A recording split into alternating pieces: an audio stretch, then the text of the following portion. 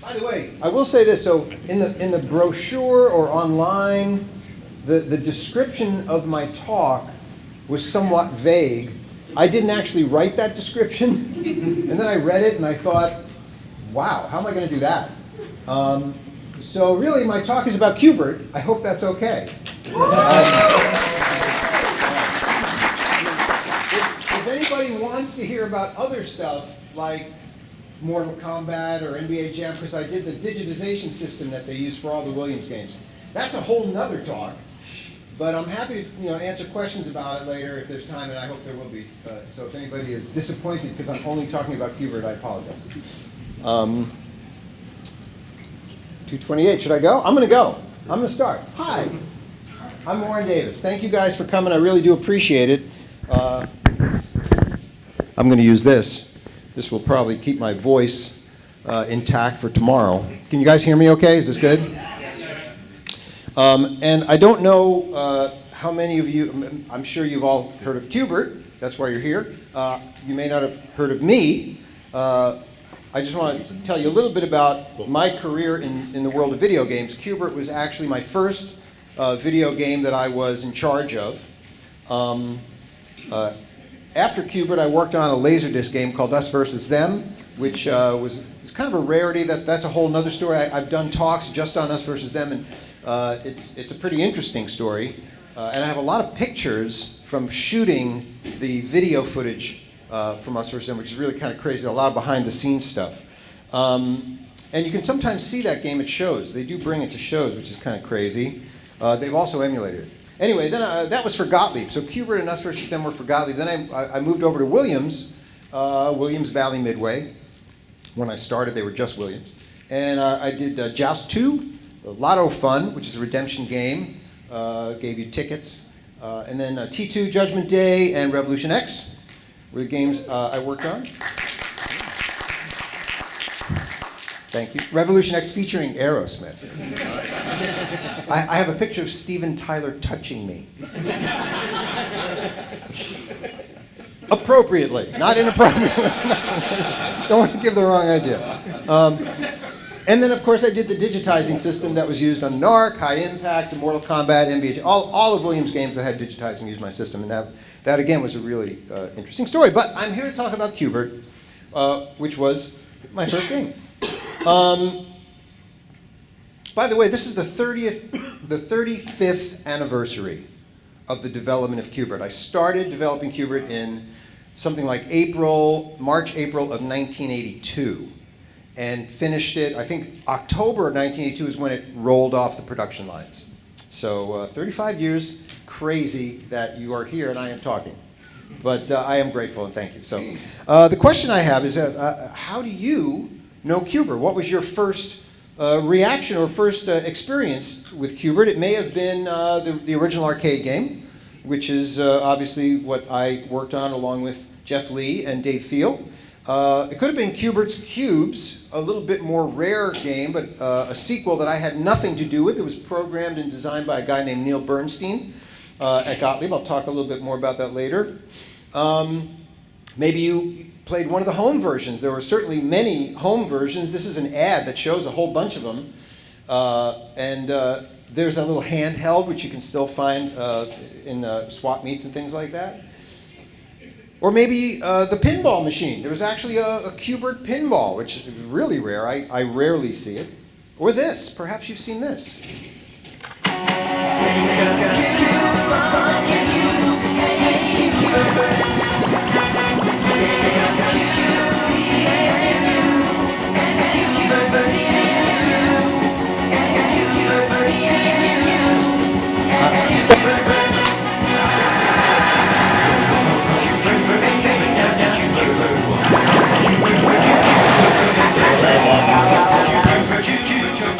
Yeah. Every time I see that, I'm just literally stunned. That is, for those of you who don't know, that is from the Saturday morning Qbert cartoon show. It's actually called Saturday Supercade, and Qbert shared the screen with Frogger and Donkey Kong and some others. All of us who worked on Qbert just, we had nothing to do with it, but we were just stunned, first of all, that there was a Qbert cartoon show. and then horrified at what they did with it. Then there was a bit of a lull. You didn't see Qbert around for a while, and we all went about our lives and moved on. But in the 90s, the early 90s, there was a Super Nintendo version, and Jeff Lee, the original Qbert creator, who created the character, worked on that. And then there was a Qbert for Game Boy in 1982. And then this thing came out, late 90s. And this has an interesting story. I was still in the game world in the 90s, and I went to a game developers conference up in San Jose, and Sony had a booth. And just so you know, the rights to Qbert, I never owned the rights to Qbert. I designed it and programmed it, and then I worked for Gottlieb. Gottlieb was owned by Columbia Pictures. Columbia Pictures was owned by Coca-Cola. Coca-Cola then closed Gottlieb, and it was shut down, and the rights reverted back to Columbia Pictures, which was then bought by Sony. So basically, Sony, or Columbia Pictures, owns the rights to Qbert. So Sony was at this game developers conference in the 90s, and I hadn't seen anything about Qbert for a few years, and I just said, and that was when the sort of nostalgia for old video games began, was in the mid-90s, I would say. And I went to these guys at this booth, and I said, how come Sony's not doing anything with Qbert? You guys own the rights. And this guy said, what? He had no idea that Sony had the rights to Qbert. So he made notes, and a year later, this game came out. So, there you go. Yeah, did not get anything out of that either. Anyway, and then most recently, Qbert, in two somewhat high-profile movie appearances. Up there is Wreck-It Ralph. Down here is Pixels. I will say that if there is anything that's disappointing about seeing Qbert in these new films, it is how flaccid his nose has become. Yeah, back in the day, he had a very sturdy nose. Suddenly, it's a few years later, and I don't know what to do about that. It's out of my control, and I'm a little upset about it, but I'm sure he's upset about it too. And once again, a flaccid Qbert in the most recent version. Anyway, there's all these versions of Qbert, and I'm very grateful that he has withstood the test of time, and it's nice that sort of a whole new generation is getting to know him through these new things. It's wonderful.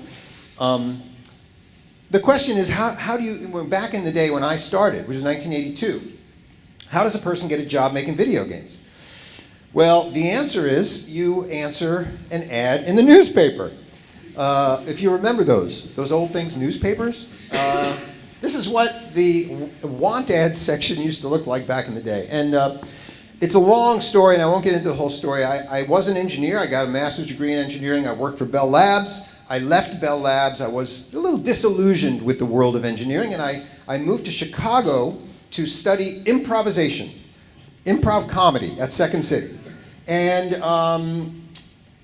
there's not a lot of money in that. So while I was living off my savings in Chicago, I would sort of look in the want ads on Sunday just to see what engineering jobs might be out there in case I needed to get one.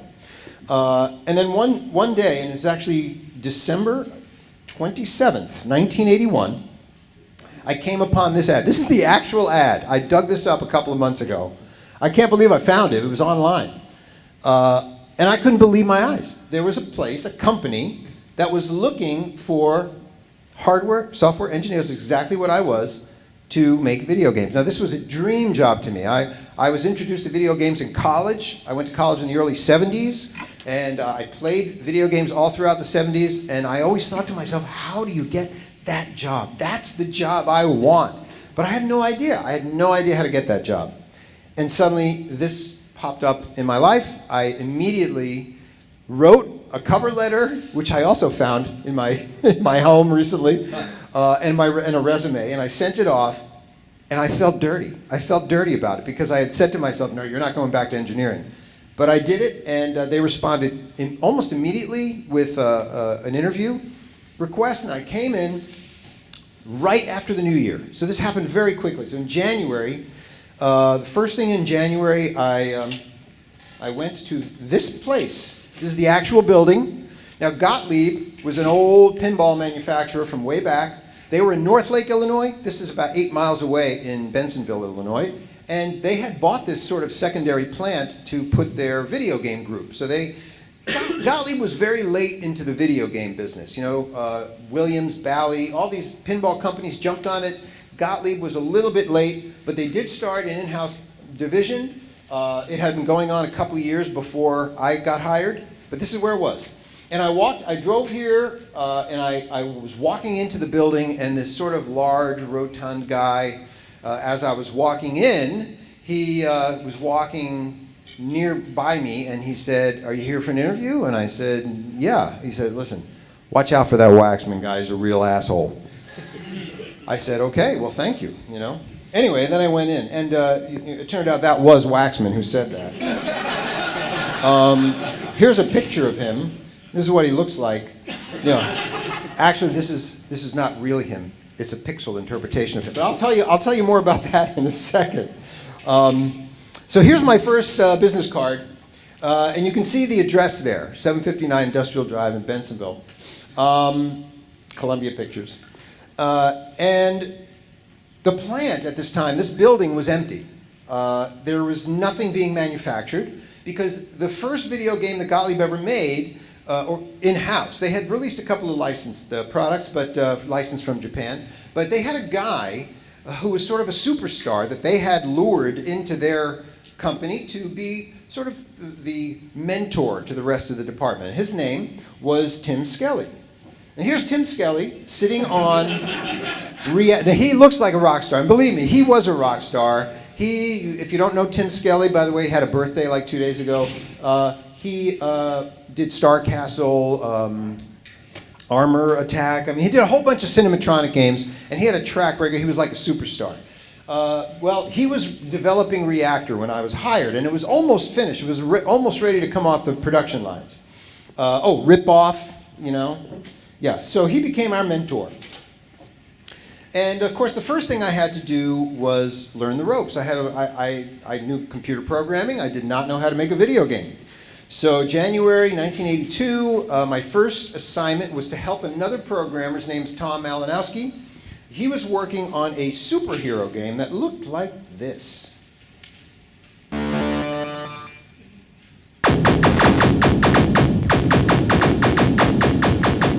Notice the buildings on the side, and notice the people walking down the bottom. You see the guy in the yellow shirt? That's me.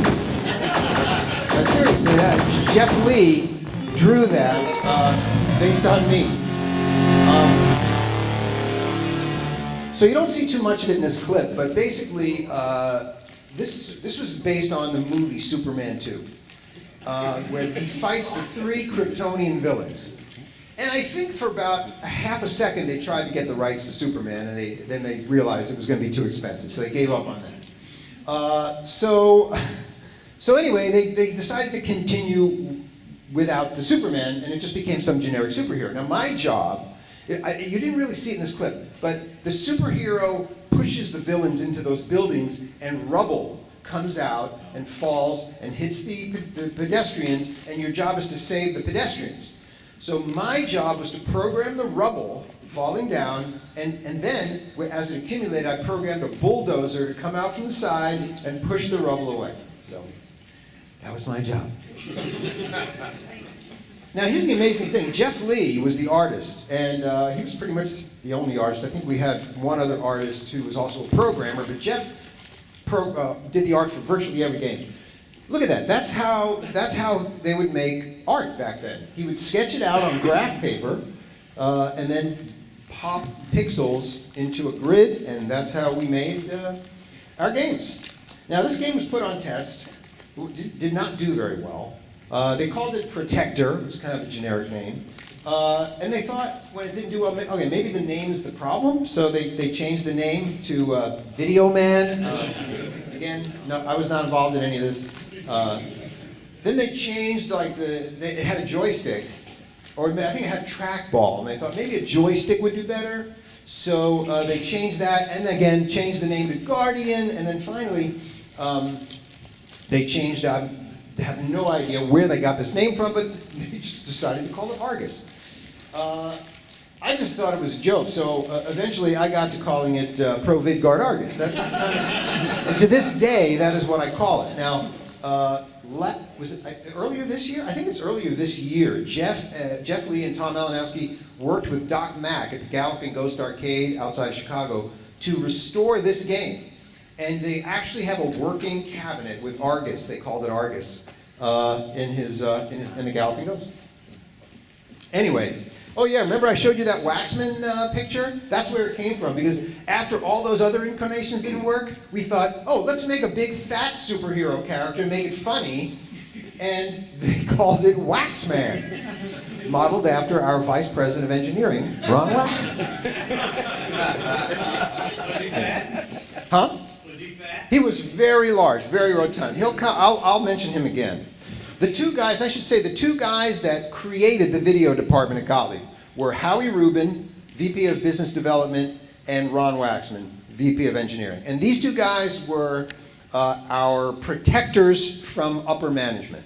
And really, I can't say enough about these guys. They created the environment that let us do what we did, and they were both fantastic. Howie, definitely a crazy out-of-the-box thinker. I'll be mentioning him again in a minute.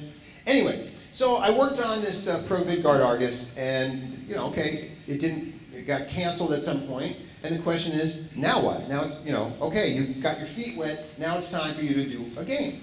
I don't remember how many guys we had. It was a pretty small staff still at that time, but Kan Yamamoto was another programmer. He was working on a game that would become Mad Planets eventually. But there weren't many of us. Anyway, it was my time to make a game. So I walked by one day. We worked in a very open space. We didn't have cubicles or offices, just a big open room. And we didn't have enough development systems to go around. We had to share them. We had these, you'll see a picture later, but we had these development systems called the Intel Blue Box. But I'll talk about that later. Anyway, I was walking by, and Kan Yamamoto had this up on his screen, something that looked like this, basically. Jeff Lee made this. It's just an Escher cube pattern. But as I walked by and I looked at the screen looking like this, I thought to myself, well, this is interesting, because one thing I didn't do in ProVidGuard Argus, the rubble didn't have gravity. The rubble felt at a constant rate. And I always felt bad about that. I was like, I want to learn how to program gravity, damn it. And I also wanted to learn how to program randomness, because I think randomness is a really important part in any video game. So it occurred to me, if you were to shape this as a pyramid, and a ball were to drop on the top cube there, it would have one of two ways to bounce. Now that programmers like two choices. That's binary, 0, 1. And if you look in every row, it has to make another choice, which means that in 1 byte of data, which is 8 bits, you can make 8 choices. So I think there's 7 rows could fit on a screen, and I thought, geez, if I get a stream of random bytes, every ball that falls, the entire path could be predetermined randomly. So I got to work on that, and that's exactly what I did. So my initial goal was make a pyramid, which I did, program the balls to drop and bounce, and there you go. Jeff drew me some balls, the classic orange ball, which is in the game because that's what it was. Tim Skelly, who was, again, a mentor to all of us, basically told me how to make a random number generator using this technique that he used. And the next goal was to have a player character. So I went to Jeff and I said, do you have any characters that you can give me? Do you have anything lying around? And he did. He had a whole bunch of characters that he had come up with. He may have had a game planned for them, but unfortunately Jeff was not hired to be a game designer. So he had these guys and he showed them to me, and I looked at all of them, and it turned out they were all the characters that ended up in Qbert. But I had to pick one to be the player character, and I saw this orange guy with the nose. He looked kind of pathetic. I thought, okay. The reason he has the long nose, Jeff thought that would be funny if he shot stuff out of his nose. Well, that is funny. I thought it was funny, but it was also a little more complicated than I want to get. I'm a fledgling programmer. I don't even know what I'm doing. So I was like, okay, I like the character. I don't think I'm going to have him shoot out of the nose. Plus, just jumping around that pyramid, if you think about the angles and stuff, shooting becomes a nightmare. Collision detection and angles and all. I didn't want to mess with that. I want to keep it simple. So I had a player character. And the next step sort of became pretty obvious. Have the player collide with the balls, have the player fall off behind the pyramid. Now, having the player fall behind the pyramid was actually a little bit of a sticking point. A lot of people at the office thought that made it too hard. They didn't want him to be able to jump off and die. And I thought, well, I don't know, it seems like it's not that terrible of a challenge to have to do that. And I kind of stuck to my guns on that. So Howie Rubin is our VP of Business Development. He tells this story that he went away for a couple of weeks on some business trip, and when he came back, all of this was done. Like, he left and he had never heard of this, and then he came back and I had a player character with balls bouncing, and he was like, where did this all come from so fast? But it was around that time that people said, all right, let's put this on the schedule, because literally for a few weeks I was just playing around and teaching myself stuff. But it still wasn't a game. It was still just jumping around a pyramid. And then one night I was working late. There's something most of us did because we liked our work. We were working late, and Waxman is sitting behind me. And this is something he would do. He would just sit behind you and smoking a cigar. And it sounds a little bit like Darth Vader. He's like, and you get used to it, right? You get used to the smoke and the breathing. I'm just working away. And then at one point he says, and he had this really deep, gruff voice, he says, what if the colors changed when he lands on them?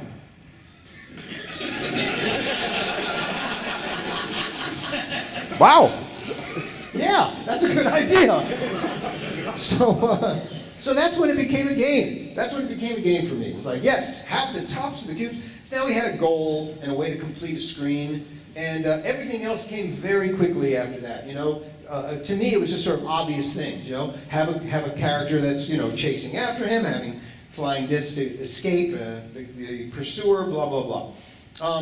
So I just forged ahead, started making this game. Something interesting happened in the middle of development, though. Notice my business card, the address has changed.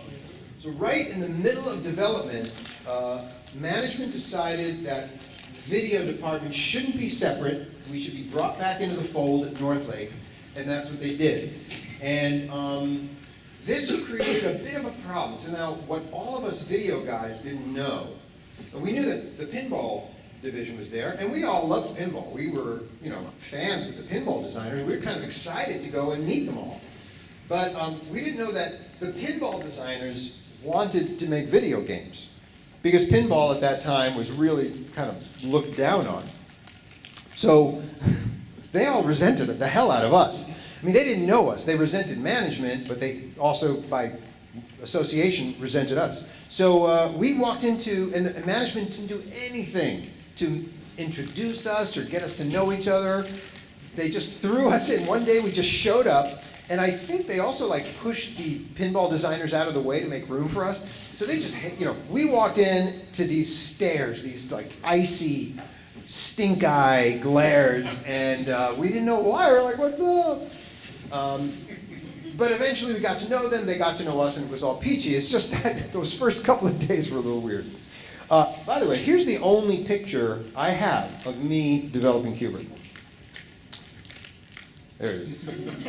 Terrible quality. I apologize for everything about this picture. So there are a couple of interesting things to note here, though. If you look, first of all, if you look behind me, you see that blue box. That was our development system.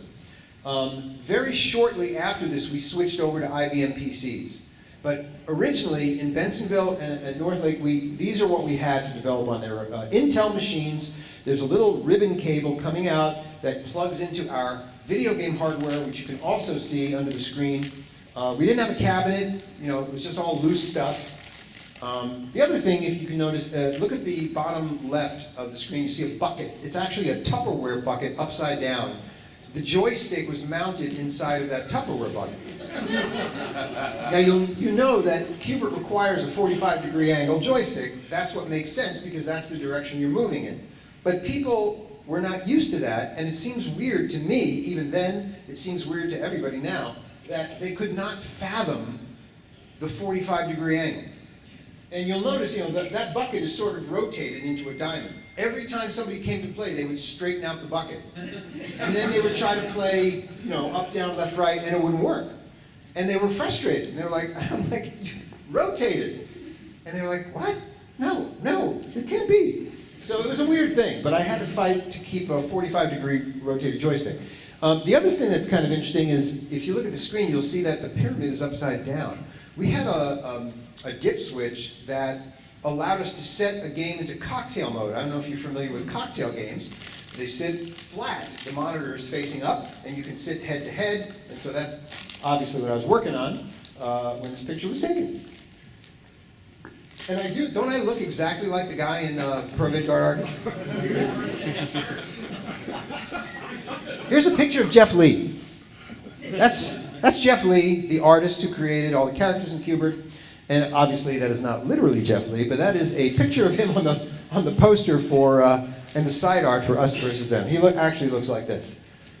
There's Jeff. And you'll also notice under Jeff there's like little Qbert calendars. Another programmer artist, Chris Brewer, drew an entire year's worth of Qbert calendars, which is kind of cool. All right, why does Qbert talk the way he does? Well, it's time for me to introduce the third member of our team, Dave Thiel.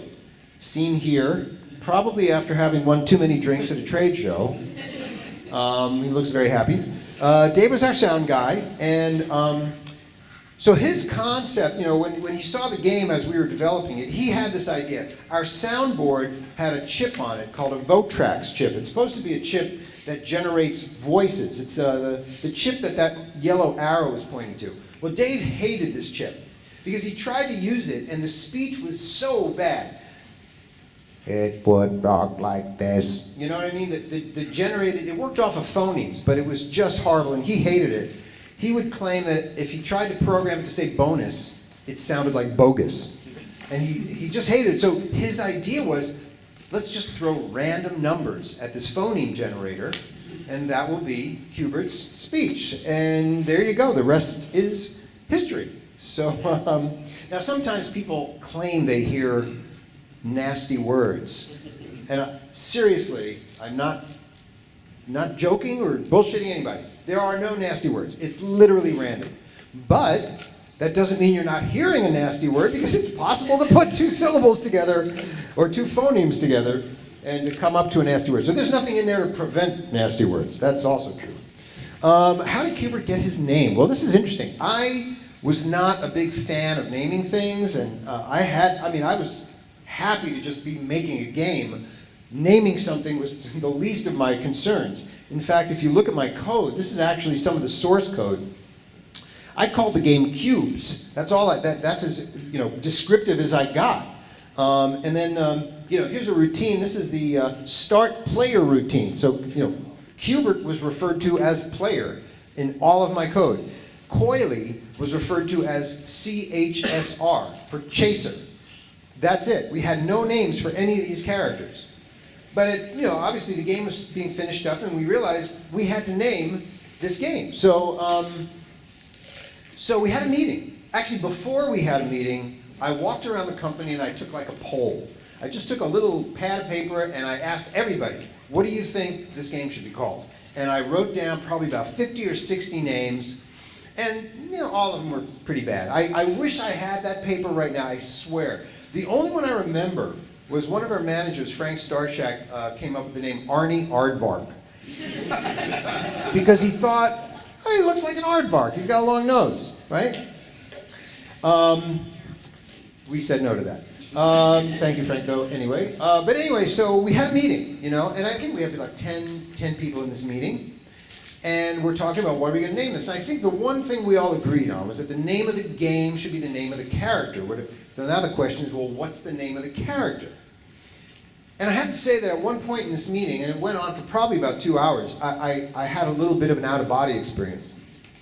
And I just saw from above all of these grown men talking about what this goofy character should be named with dead seriousness. Like it was really important to get this right. Howie Rubin, our VP of Business Development, I said he was an out-of-the-box thinking guy. He wanted to name the game what's in the cartoon balloon. He wanted that literally to be the name of the game. And we were like, Howie, how are people going to talk about it? What are people going to say? And he's like, if the game is as good as I know it is, they'll find a way. They'll find a way. Howie was insane in the best possible way. We finally convinced him otherwise. But this was actually a hand-drawn marquee. And they went further. They made like production graphic marquees, which there are a lot of knockoffs out there, but there were a bunch of original ones like this. I have one of them at home. But yeah, luckily he saw the light, and we didn't call it that. But anyway, so we're in this meeting. We're trying to decide what to name it. And again, hours into this meeting, and somebody goes up to the blackboard and they write Qbert. What about Qbert? Qbert. It's kind of a comical name. It's a light name, like Qbert, or Qbert. But somebody else walked up and said, wait. They had a little brainstorm, and they replaced the H with a C. And we're like, but there's cubes in the games. Qbert. And now everybody's starting to go, we might be onto something here, And then somebody else came by, and they put Qbert, and we're all like starting to froth. We're like, there's something happening. And then Jeff Lee, I think it was Jeff Lee, walks up, puts the asterisk. We're like, we all jumping up and cheering. Yes. Maybe it didn't happen exactly that way. That's the way I remember it. But it was really an epiphany. Everybody just knew that was right. It just felt right. It was kind of an amazing moment. And that's how Qbert got his name. Now, there is a feature in Qbert with this knocker. And people love this feature. I love it too. But the story of it is it's basically a pinball knocker. Something that looks like this, a little piston, and you send it a signal, and boom, it just smacks the side of the cabinet.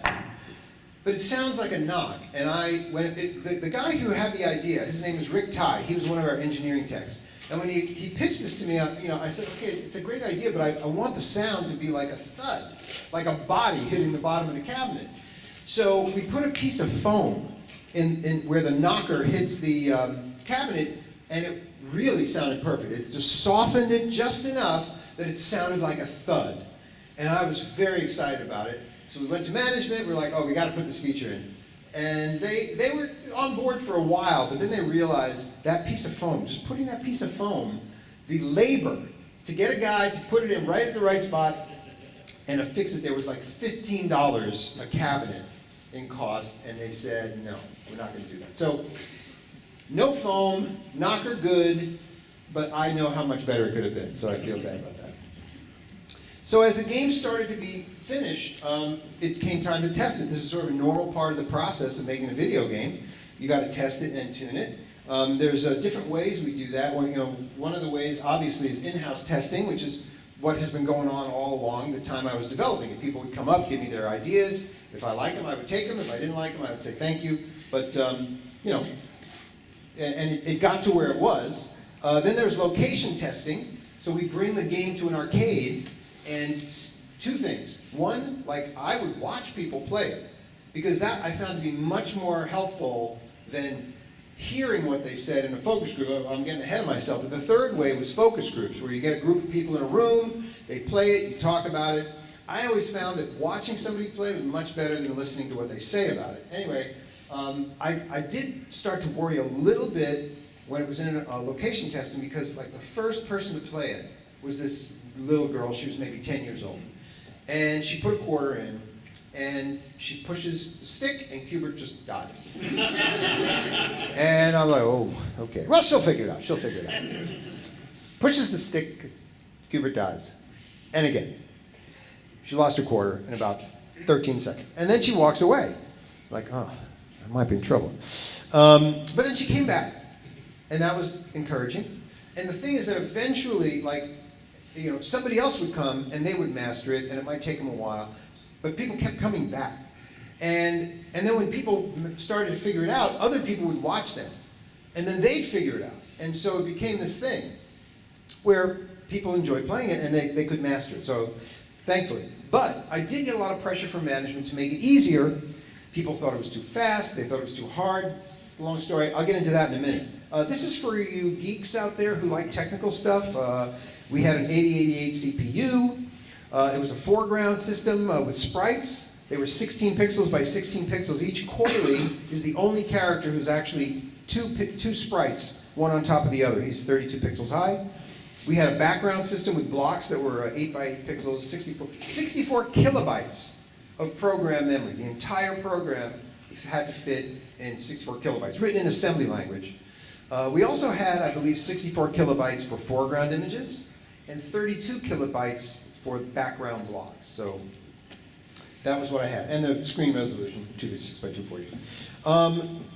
Anyway, the game, here, since it's fall of 1982, this is a picture of the Qberts rolling off the assembly line. And I cannot describe to you the awesome feeling of standing there and seeing this thing that I created built and in this quantity. I mean, at that time, I didn't even have any idea how much it was going to sell or how popular it was going to be. Just the fact that it made it to the assembly line was amazing.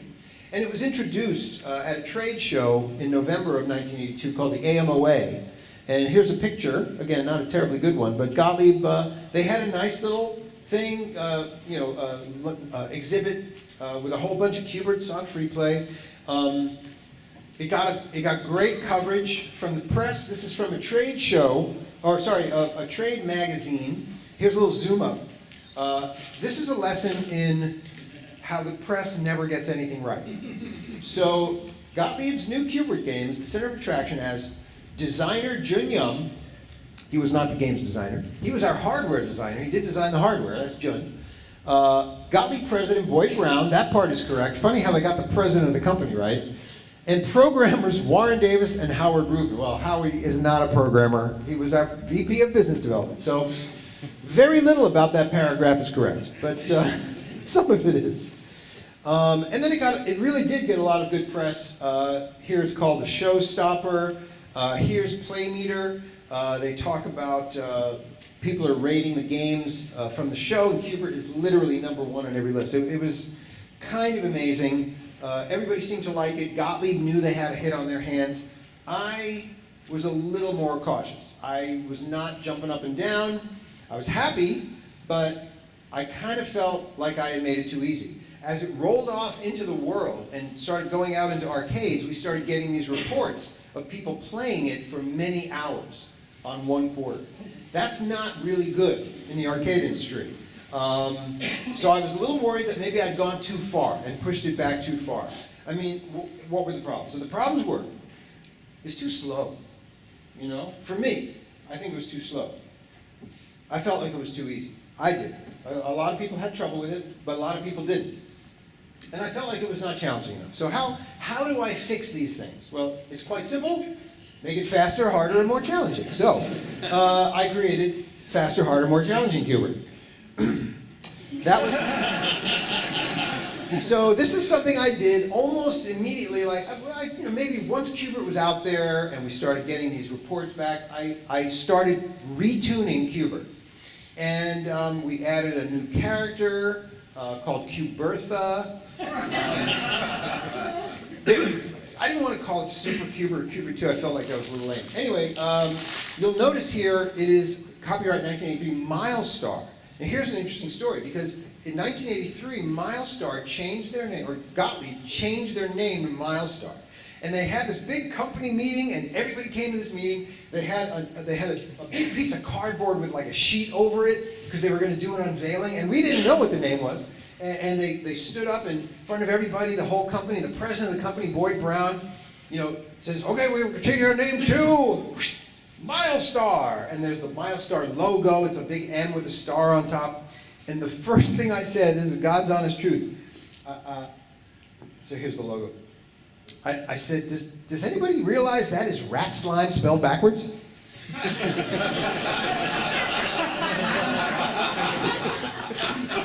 Boyd Brown was not amused. Everybody else laughed. Boyd Brown was not amused. The pinball game still had the Gottlieb name and logo. Anyway, this is faster, harder, more challenging cube. You'll see, for one thing, Slick and Sam changed the cubes into a pattern that Qbert cannot change back. You have to get Qbertha or coily, that's Qbertha, to go over those cubes. And then the discs move, They actually jump, they cycle up the pyramid. So there were a bunch of different games. The rotation of the levels was completely different. It starts off much faster. I don't know, how many people here have seen or played Faster Hard?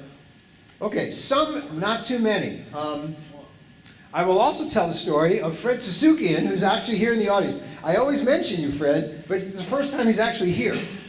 In the mid-90s, I was working at Disney with Fred, and he's the guy who basically told me about the MAME project. I had never heard of it. Now, I had been living for 15 years with the faster, harder, more challenging Qbert ROMs in my own personal cabinet at home. And Fred said, well, you know, if the hardware is the same, it's just a ROM switch.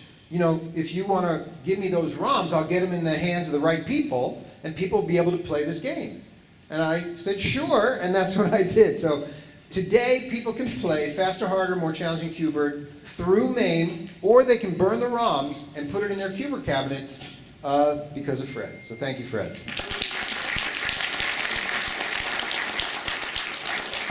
All right. Quickly, I must say, that opened up the doors for prototypes to start trickling into MAME after that. So thank you.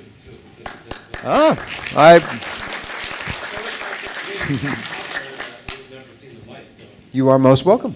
Thank you. Let's see. Oh, so there was a bonus round added to Faster, Harder, More Challenging Qbert. This was actually taken, like we had been asked to do a mellow yellow version of Qbert. I don't know if you've ever heard of that. We actually did a 7-Eleven Qbert and a mellow yellow Qbert for contests where they gave away these arcade machines. I loved the idea of Qbert's nose extending into a straw, but for some reason I don't think the mellow yellow people like that. So in the mellow yellow version, there's an actual straw and Qbert just sort of uses it. Let's see. What else can I tell you?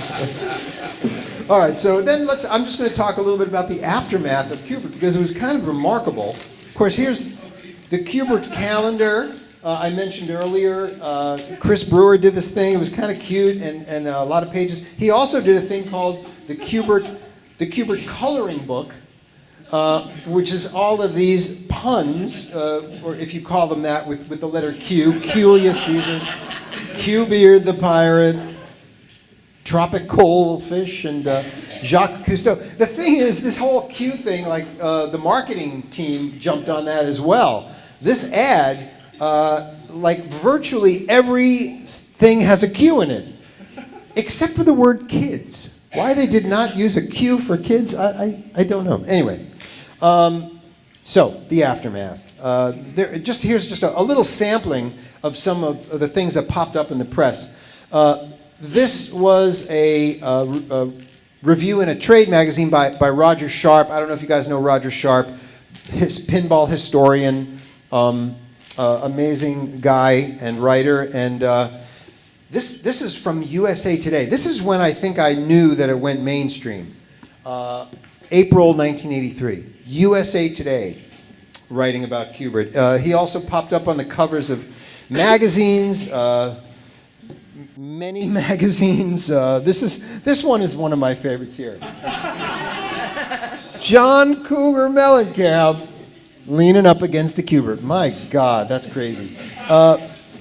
This is a Japanese thing. There was also an article written by a guy named Neil Tesser where he came to Gottlieb and interviewed us. And the three of us, because he was going to interview me, and I said, no, you got to bring in Jeff and Dave, because the three of us really were the triumvirate that created the game. So the three of us came in, but Gottlieb would not allow him to use our names in the article. So I was referred to as designer. That was me. And Jeff was artiste. And Dave was J. Walkman. So the Walkman was a sound device, for those of you who don't understand the reference. I'm so sorry to interrupt. I just have to give you a 3-minute warning. You got it. 3 minutes. All right. I'm pretty much done. The thing is, though, because, by the way, so that article also talked about Joust, And they mentioned John Newcomer, Eugene Jarvis. Those names didn't have any problem. So it was after that we were able to convince management to allow us to get some credit, and that's why Faster, Harder, More Challenging Qbert has our names in it. Let's see, I'm going to go through these pretty quickly. The last one was Glamour Magazine. Can you imagine? Glamour Magazine has a little thing. Here's a little high seat contest. This is kind of interesting because it's a marketing brochure. They mentioned the Qbert TV show, but this was all about all of the products, the licensed products. And literally, Qbert was everywhere. 1983 and 1984, it was a crazy phase. Here's an ad for that mellow yellow version. Then, of course, the home games came out. So you've got the Consumer Electronics Show. Here's just little pictures of the home games. This is Qbert's Cube, as I mentioned earlier. Neil Bernstein was sort of like a newer programmer, and he said, listen, they asked me if I wanted to do a sequel, and I really didn't want to. I wanted to move on to other things. He said, do you mind if I do this thing? I have an idea. And I said, run with it. So he made Qbert's Cubes. John Trudeau, legendary pinball designer, made this Qbert's Quest. And then Gottlieb closed their doors, Milestar closed their doors, not because the business was failing, but because I think Coca-Cola just didn't want to have a pinball company under them, and they weren't prepared for that kind of business. Fall of 1984, that was the end of an era. It was sad. And then here's a picture of the three of us. That's me, Jeff, and Dave Field, taken last year at the Pinball Expo. First time we've been together since the 1990s. And I will take some questions in the minute or two I have left, but I just want to leave you with this image as Halloween is coming up, and you might want to jump on that. Does anybody have any questions? That could be worse. It could be a lot worse. I'm curious about the random number generator for the voice. Does that change every time, or is it the same? Was it generated once and it's the same? It probably, my guess is there's a seed, a random seed that starts you off, and then it's really based on the timing of the game. So, unless you literally were doing everything the exact same to the millisecond every game, then it might be the same every time. But usually little variations create changes. How well did the game sell in 1983 relative to, say, other games? Oh, it was a huge hit. It was a hugely popular hit. I don't know exactly how many were built. I think it was around 25,000, which wasn't a lot compared to like Defenders or Stargate or Robotron. But for Gottlieb, that was an amazing number, yeah. What's your score? Do you still play Qbert? Are you good at it, or is it? No, I don't. No, it's not that I don't like to play. I'm not an expert. I'm not an expert game player. So in the Super Nintendo version of Revolution X, is it possible to beat the final boss? Wow, that is a question I do not know the answer to. Okay. It is possible in the arcade version. I didn't have anything to do with the home game. Sorry, yeah. Oh, some of these guys in the back. Yeah. Do you guys have any input at all into the crazy cartoon series they made? None whatsoever. None. You probably weren't here at the very beginning, but I mentioned it. We were just stunned by it. We were like, huh? Like if they had come to us and said, what do you want to do with it? We probably could have had some ideas that were better than what they did. But. That song gets stuck in your head wherever you do. Yeah. First off, I want to say we wouldn't be here listening to a mellow yellow talk, so you guys won that battle. And my question is about the foam knocker. Uh-huh. Where would that be? Would that be in between the knocker housing and the cabinet? Yeah, so wherever the piston hits the cabinet wall, the wood, that's where you'd put a little piece of foam. Okay. Try it, see what. On the note of the cartoon, but the Pixels movie, I think Qbert was in the Pixels movie, right? Yes. Was it just out of your jurisdiction at that point? Yes, I literally have no say in anything that they do with Qbert, and they normally don't even acknowledge me. Hang on, I want to get a picture. Can everybody look like they're fast asleep? Just for me? Go ahead, yeah, look like you're sleeping. Awesome. Thank you, guys. Thank you so much for being here. Thank you so much for being here. I really appreciate it.